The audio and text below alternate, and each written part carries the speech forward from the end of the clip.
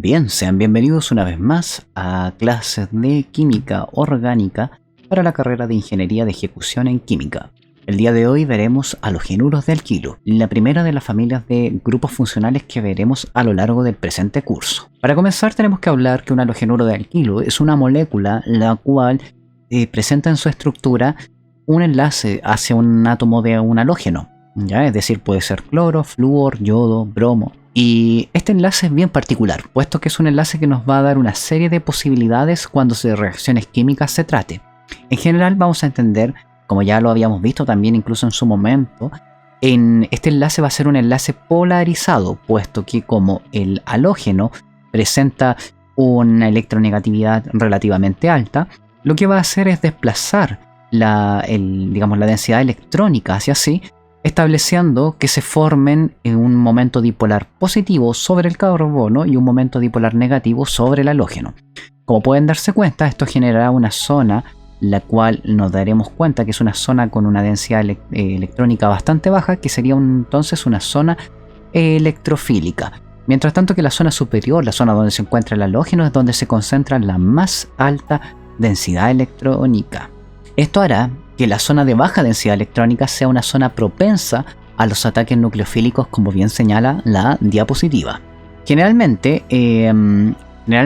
los halogenuros de alquilo se suelen utilizar a nivel industrial de diversas formas, como por ejemplo como agentes que pueden ser utilizados como pesticidas, ¿ya? Agentes desinfectantes suelen utilizar bastante halogenuros de alquilo, y también en toda la amplia gama de síntesis orgánicas que nosotros podamos hacer en un laboratorio, también es muy común y frecuente poder utilizar halogenuros de alquilo. Bien, hablemos de los tipos de halogenuros. Generalmente nosotros nos vamos a dar cuenta que existen tres tipos de halogenuros. El halogenuro de alquilo, que sería como el halogenuro clásico, el cual puede estar incluido en una cadena alifática o en una cadena hidrocarbonada cíclica. Tenemos los halogenuros de vinilo, los cuales están presentes en una molécula que presenta un doble enlace. Y finalmente los halogenuros de arilo, los cuales los encontraremos en un anillo aromático, que será una de las estructuras que analizaremos más adelante. Bien, hagamos un ejercicio rápido.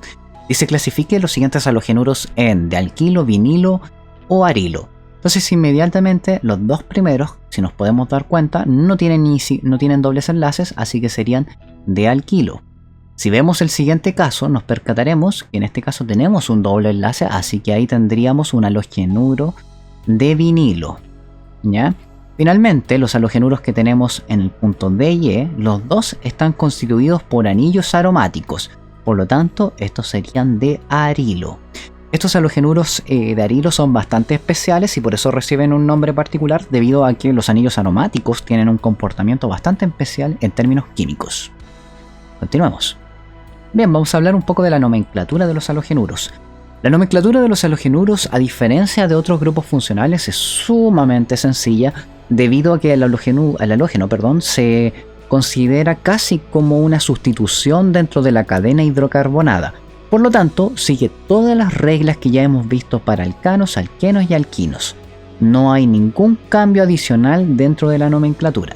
De esta manera, por ejemplo, la primera molécula la vamos a enumerar de la siguiente manera, con la finalidad de darle la menor numeración posible a todas las ramificaciones. Todo esto que acabo de enumerar es la cadena principal. Por lo tanto, como ramificaciones tenemos un bromo, también tenemos un grupo metilo y otro grupo metilo. Entonces, ¿cómo nombraremos a esta molécula? Diremos que esta molécula es el 2-bromo 3,4 dimetil heptano. Veamos el siguiente caso. En el siguiente caso, si ustedes se percatan, acá deberíamos contabilizar de esta manera, que si bien es cierto la molécula es simétrica y daría igual de donde yo contabilizo de derecha a izquierda mirando hacia la pantalla, debido a que el bromo por orden alfabético aparece antes que el grupo metilo, ¿ya? De esta manera esta molécula nos quedaría como 2-bromo 5-metil hexano. Veamos el siguiente caso. Si ustedes se dan cuenta, en este caso tenemos lo que es un anillo, el cual presenta dos dobles enlaces. Así que vamos a nombrarlo siguiendo las mismas reglas que ya aprendimos para los alquenos y los cicloalquenos. En este caso en particular tendríamos que esta molécula se llamaría 2,3 dicloro. Recuerden que los dobles enlaces deben tener enumeración consecutiva. Así que si parto en 1, debo inmediatamente el siguiente carbono que está formando parte del doble enlace ser el número 2. Entonces esta molécula se llamaría 2,3 dicloro 1,3, o sea 2,3, 1,3 ciclo hexa, porque tiene 6 átomos de carbono, dieno. Y esto es súper importante, no olvidarse del prefijo numérico di. ¿Ya? Vamos con el último caso. En este último caso, si ustedes se percatan, voy a enumerar de esta manera, no porque le esté dando la prioridad al bromo, sino porque le estoy dando la prioridad al doble enlace. ¿Ya? La molécula se llamaría 2 bromo, 1, 2, 3, 4, 5, 2 penteno. Como ustedes pueden darse cuenta, es relativamente sencillo nombrar a los halogenuros de alquilo, solamente hay que recordar la nomenclatura de alcanos, alquenos y alquinos. Cuando nosotros vemos las reacciones químicas de los halogenuros de alquilo, acá la situación se complica un poco más, puesto que los halogenuros de alquilo sufren un tipo de reacciones químicas muy comunes y que son de tremenda utilidad en química orgánica, que son las sustituciones nucleofílicas. Si bien cuando nosotros vimos los alquenos vimos las reacciones de adición, ahora nos centraremos en los halogenuros para ver las sustituciones, aunque deben tener presente que los halogenuros de alquilo no son las únicas sustancias que sufren de sustituciones, sin embargo son las más sencillas de entender. Generalmente una sustitución nucleofílica lo que va a implicar es el ataque de un nucleófilo hacia un electrófilo, ¿ya? Y ese electrófilo está unido justamente al halógeno. Cuando ocurre este ataque, digamos, del nucleófilo al electrófilo, va a ocurrir también con la salida del halógeno, que el cual va a ser el grupo saliente. Por lo tanto, en estas reacciones nosotros identificaremos 3 participantes fundamentales: el nucleófilo, que va a ser el que va a atacar, el electrófilo, que va a ser el atacado, y el grupo saliente, que va a ser la sustancia que va a salir durante la reacción química. ¿Ya? El nucleófilo puede tener como también no tener carga negativa. Si el nucleófilo, fíjense, tiene carga negativa, la molécula final debería resultar neutra. Sin embargo, si no tiene carga negativa, el resultado final de la nueva molécula formada debería tener carga positiva. ¿Ya?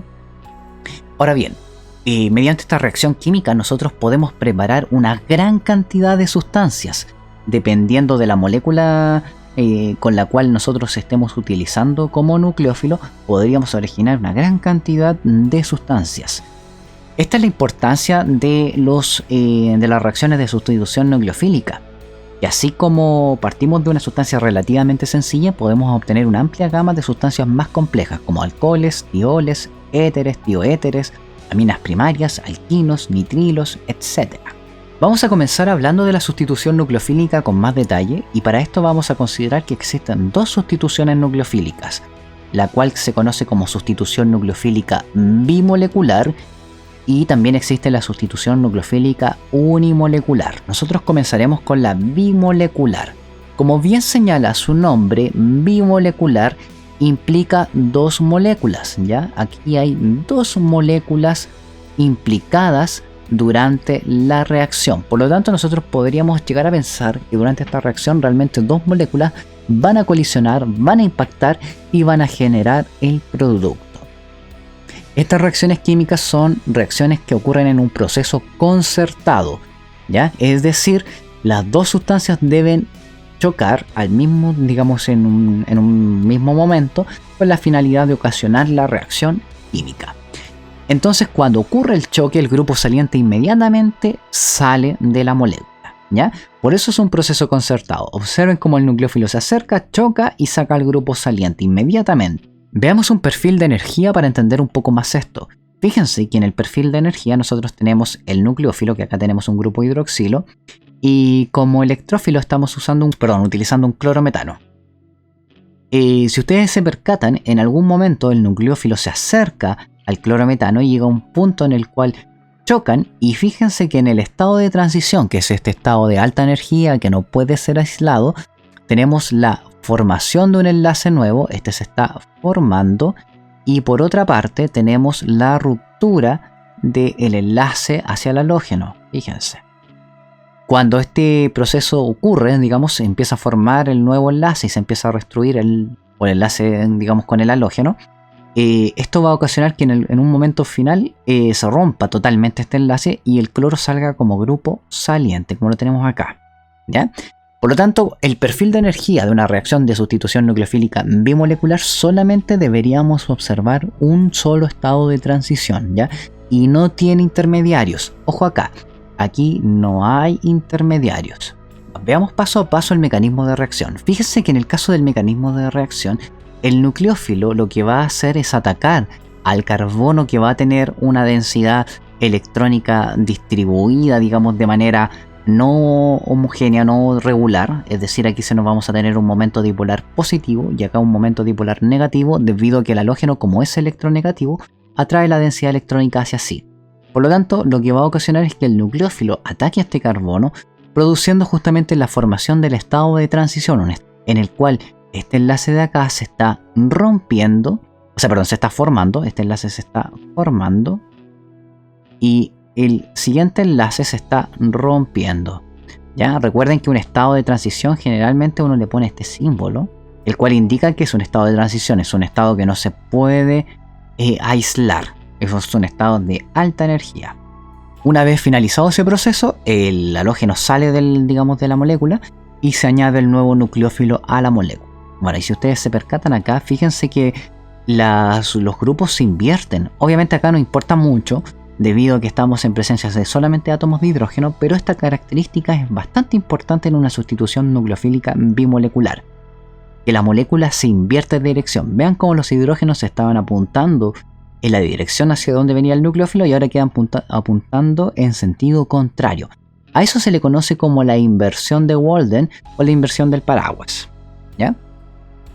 Generalmente lo que ocurre con esto, y por qué es importante, porque por ejemplo cuando nosotros tenemos una molécula quiral, la molécula quiral cambia de configuración. ¿Qué quiere decir esto? Que si inicialmente nosotros tenemos una molécula que por ejemplo podría ser R, terminaremos con una molécula con configuración S una vez que haya finalizado el proceso.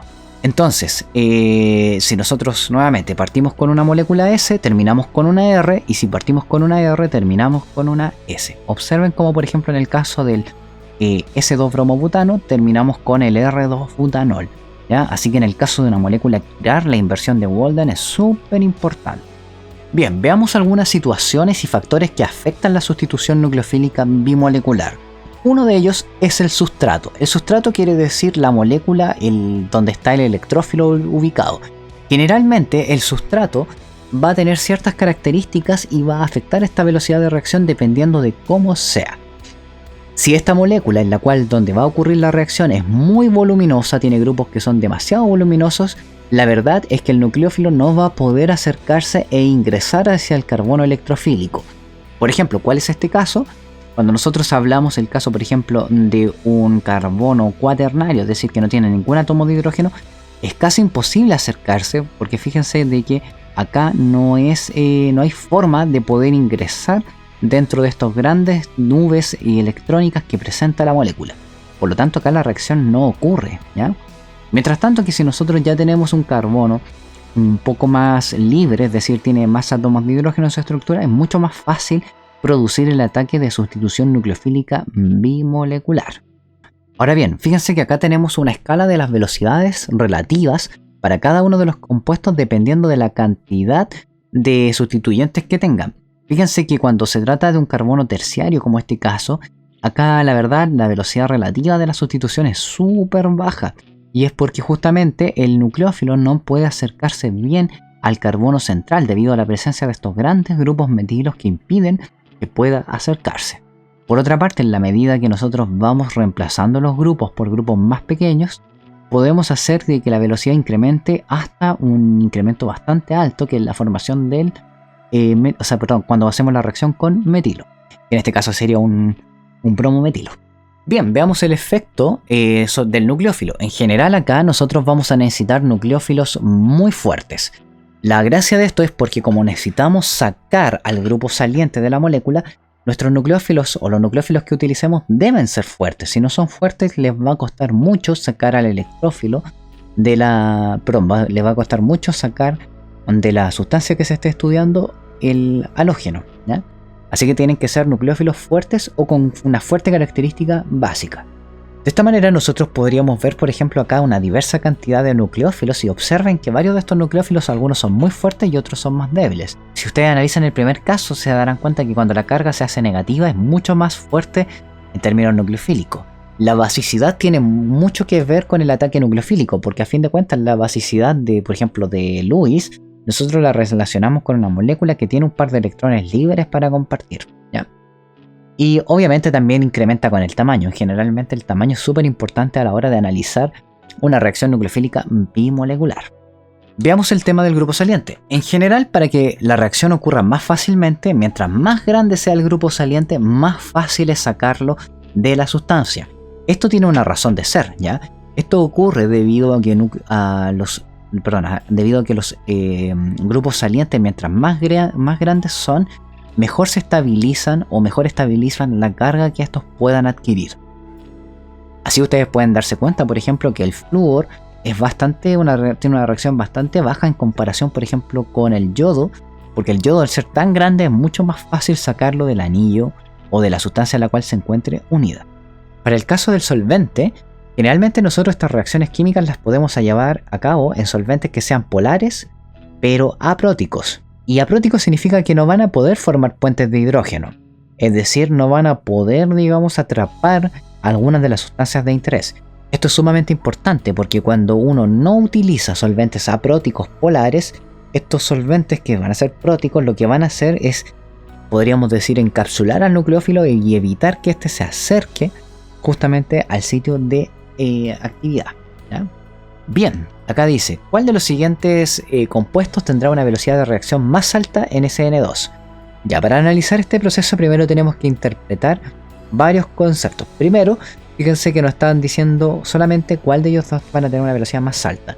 Si analizan el primer caso, el caso A, se darán cuenta que en el caso del carbono A2, podríamos decir, observen que acá el halógeno se encuentra en una posición intermedia, ¿cierto? Mientras tanto que acá está terminal.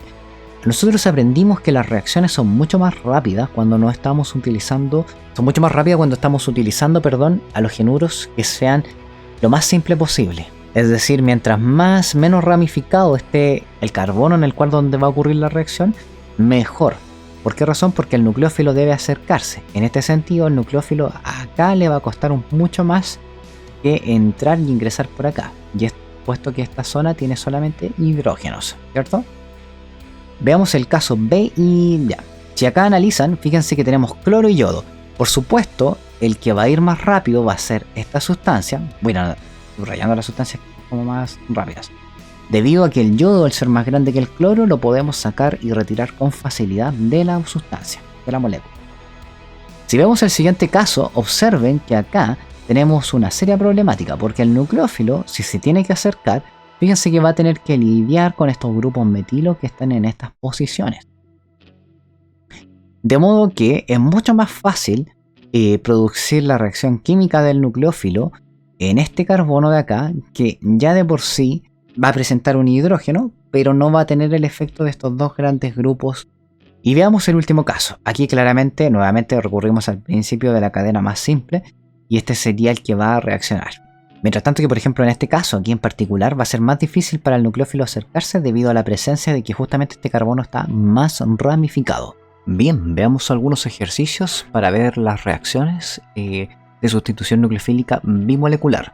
En este caso, si ustedes analizan las moléculas que tenemos en cuestión, fíjense que acá tenemos justamente lo que sería el halogenuro. Y por otra parte, sabemos adicionalmente que acá tendríamos un momento dipolar positivo y un momento dipolar negativo debido justamente a la electronegatividad, a la diferencia de electronegatividades que hay entre el carbono y el hidrógeno. Por lo tanto, si analizamos bien esta sustancia, claramente acá tendremos el carbono que va a presentar la sustitución nucleofílica bimolecular. Por otra parte, si analizamos lo que sería el nucleófilo acá nos lo dan en su forma, digamos, como sal, pero la verdad es que este tóxido, cuando se disuelve en un solvente polar, queda de esta manera. De esta forma, nosotros podríamos llegar a la conclusión de que esta sustancia va a atacar directamente a este carbono y con ello va a liberar el átomo de cloro, ¿ya? Así que en una primera etapa formaríamos lo que sería el intermediario, que lo voy a dibujar, donde tendríamos justamente a parte del etóxido que está formando el enlace con el carbono, ¿ya? Voy a poner acá hacia afuera el grupo CH3, hacia acá tendríamos el caso del átomo de hidrógeno adicional y por otra parte tendríamos la ruptura, en este caso del cloro. Este sería la presencia de nuestro intermediario. Posteriormente, una vez que la reacción termina, obtendríamos el siguiente producto. Lo voy a poner de esta manera debido a que más el anión cloruro. Ahora bien, ustedes podrían pensar que, claro, estamos utilizando un solvente polar, prótico polar, sin embargo, aún así la reacción puede ocurrir. Recuerden que el solvente nos puede ayudar de repente a diferenciar, por ejemplo, entre dos reacciones químicas, ¿ya? ¿Cuál se ve más beneficiada? Claro está. En el caso B, nuevamente tenemos el ataque de un alcóxido, en este caso es un metóxido, el cual atacaría justamente a este carbono, considerando que acá tendríamos un momento dipolar positivo y un momento dipolar negativo. Si comparamos la reacción A con la B, vamos a llegar a la conclusión de que la reacción B debería ser más lenta, ¿ya? Esto debería ocurrir más lento. El motivo de eso sería precisamente porque este carbono, que ustedes se percatan, va a tener es un carbono que está un poco más sustituido que el carbono de la situación A. Así que cuando ocurre la reacción química, en este caso no voy a poner el intermediario, solamente voy a poner el producto, lo que vamos a obtener es la siguiente situación. Y bien, finalmente en el último caso, fíjense que nos están dando una molécula aromática. Y este ejercicio estaba hecho para que nosotros pudiéramos decir que aquí no hay reacción, puesto que los anillos aromáticos no reaccionan precisamente por las reacciones de estilo de sustitución nucleofílica. La verdad que en un anillo aromático ocurren otra serie de reacciones conocidas como sustitución electrofílica. Así que en este caso diríamos que no hay reacción. Continuamos. Bien, veamos lo que pasa con la sustitución nucleofílica unimolecular, SN1.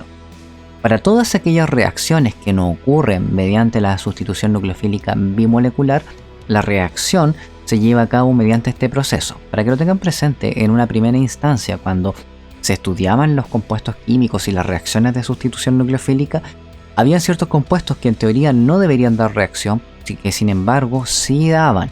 Entonces, la solución frente a tal problemática fue llegar a la conclusión de que debería existir otro proceso adicional que permitía que estas moléculas reaccionaran. Esa fue la sustitución nucleofílica unimolecular. Esta reacción implica dos etapas, en la cual cada una de estas etapas va a implicar una sola molécula. Esa es una de las diferencias si lo comparamos con la sustitución nucleofílica bimolecular. Si nosotros analizáramos el mecanismo de reacción, lo que primero vamos a tener es que el grupo saliente va a salir sin la necesidad de que sea atacado el carbono electrofílico. Fíjense que en este caso el bromo sale inmediatamente sin la necesidad de que el nucleófilo pueda acercarse. Y bueno, si ustedes lo interpretan esto, se van a dar cuenta que efectivamente el nucleófilo aquí no puede acercarse debido a la presencia de estos grupos voluminosos.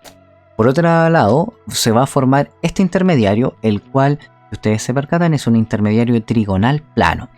El intermediario, formado, es, digamos, esa es otra diferencia que tenemos en comparación con la sustitución nucleofílica bimolecular, donde no teníamos intermediarios. Aquí sí vamos a tener intermediarios. Diarios.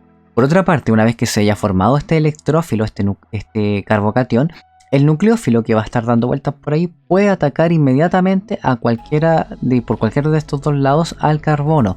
De esta manera puede producir, si ustedes se percatan, un producto el cual va a tener retención de la configuración, mientras tanto que también puede generar el producto de inversión. ¿Se acuerdan que habíamos dicho que la sustitución nucleofílica bimolecular siempre íbamos a tener la inversión? Mientras tanto que acá nosotros podemos tener retención de la configuración como también inversión, ¿ya? Para que lo tengan presente, generalmente uno debería esperar que haya un 50 y 50% de ambos compuestos, ¿ya? Pero la verdad es que siempre hay un porcentaje variable. obtenemos un poco más de uno que de otro enantiomero. Aún así, obtenemos mezclas de ambos componentes, ¿ya? Y en el mejor de los casos tendríamos una... O sea, pero en algunos casos tendríamos una mezcla racémica. Ahora bien, cuando nosotros analizamos un perfil de energía para la sustitución nucleofílica unimolecular, ustedes encontrarán que claramente acá vamos a tener un estado de transición inicial, tenemos el intermediario y luego tenemos un segundo estado de transición. En el primer estado de transición, acá, lo que nosotros vamos a tener es la ruptura del enlace hacia el halógeno, es decir, que esta molécula en esta situación se va a empezar a romper este enlace se va a empezar a romper. Eso sería lo que vamos a tener en el primer estado de transición. Una vez que termina de romperse por completo, caeríamos justamente donde está el carbocatión. Posteriormente, una vez que se formó el intermediario tetraédrico, el intermediario trigonal plano, en este caso, una vez que se haya formado, el nucleófilo se va a comenzar a acercar y va a comenzar a formar el nuevo enlace. Ese acercamiento y formación del nuevo enlace va a originar el segundo estado de transición. Finalmente caemos al pozo energético de los productos. Veamos las características que afectan a la sustitución nucleofílica unimolecular. En este caso, como dijimos, son todo lo contrario a lo que habíamos visto para la bimolecular. Por lo tanto, acá necesitamos grupos voluminosos. Necesitamos que el carbono que va a sufrir la sustitución esté unido a grupos muy voluminosos. Esto tiene una razón de ser, por supuesto, y es que los grupos voluminosos, si ustedes se acuerdan, generalmente tienen efectos inductivos que donan densidad electrónica estabilizando el carbocatión. Este carbocatión es más estable debido justamente a la estabilización por la donación de densidad electrónica. Por otra parte, también recuerden que podemos estabilizar un carbocatión utilizando, por ejemplo, grupos radicales que tengan dobles enlaces.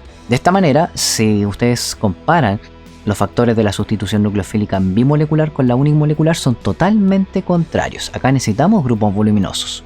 Para el efecto del grupo saliente, en este contexto acá necesitamos, al igual que lo que pasaba con la SN2, grupos grandes. En general, mientras más grandes sean los grupos, los halógenos que estemos utilizando en este contexto, hablando de halogenoros de alquilo, van a ser mejores las reacciones. Y esto va a ser precisamente porque son mucho más estables. Una vez que salen y forman el anión es mucho más estable debido al mayor tamaño del grupo saliente. Así que funciona exactamente igual. Ahora, en lo que respecta a la fuerza del nucleófilo, a diferencia de la sustitución nucleofílica bimolecular, acá no necesitamos un nucleófilo potente. Acá pueden ser nucleófilos relativamente débiles debido a que como formamos el carbocatión y es aquí donde recién el nucleófilo puede incorporarse, la verdad es que la fuerza del nucleófilo ya no es tan necesaria. Necesitamos... no nos va a interesar tanto la fuerza del nucleófilo. Así que hasta incluso con aquellos nucleófilos que sean relativamente malos, podemos obtener muy buenos resultados mediante una sustitución nucleofílica unimolecular. En lo que respecta al factor solvente, acá necesitamos todo lo contrario a lo que necesitábamos para la sustitución nucleofílica bimolecular. Acá necesitamos solventes próticos, puesto que los solventes próticos lo que pueden hacer es establecer mediante puentes de hidrógeno. Por ejemplo, acá tenemos una serie de solventes próticos como el agua, el metanol, acá tenemos el etanol, ¿ya? Todos estos solventes que son próticos lo que pueden hacer es solvatar al carbocatión estabilizándolo, ¿ya? Nosotros sabemos que los carbocationes son inestables. De hecho, si ustedes recuerdan el perfil de energía, fíjense lo inestable que es el carbocatión en comparación a los reactivos como también a los productos. Por otra parte, cuando nosotros agregamos un solvente prótico polar, lo que va a generar son puentes de hidrógeno, y estos puentes de hidrógeno lo que van a hacer es estabilizar los carbocationes. Y fíjense que también va a ayudar justamente a que el grupo saliente también quede estabilizado. De esta manera vamos a poder generar mejor la reacción química, va a ser mucho más favorable. Entonces, resumidas cuentas, hay dos factores que tenemos que considerar que van en contraposición con la SN2, que son el factor solvente y el factor de sustrato. Mientras tanto que en el caso de la SN1, acá nosotros no necesitamos nucleófilos potentes, puede ser cualquier nucleófilo. Y en lo que respecta a grupos salientes, al igual en ambos casos, necesitamos grupos salientes grandes. Ya, dice, Como ejercicio, ¿cuál de las siguientes moléculas reaccionará más rápidamente vía una reacción del tipo SN1? Y nos ponen 3 casos para la pregunta A. Entonces observen que acá nosotros tenemos primero un carbono que está totalmente sustituido, es un carbono terciario, ¿ya? Por lo tanto, acá nosotros podríamos tener una muy buena sustitución nucleofílica unimolecular. Si analizamos el siguiente caso, este es mucho mejor debido justamente a la presencia de un anillo aromático, ¿ya?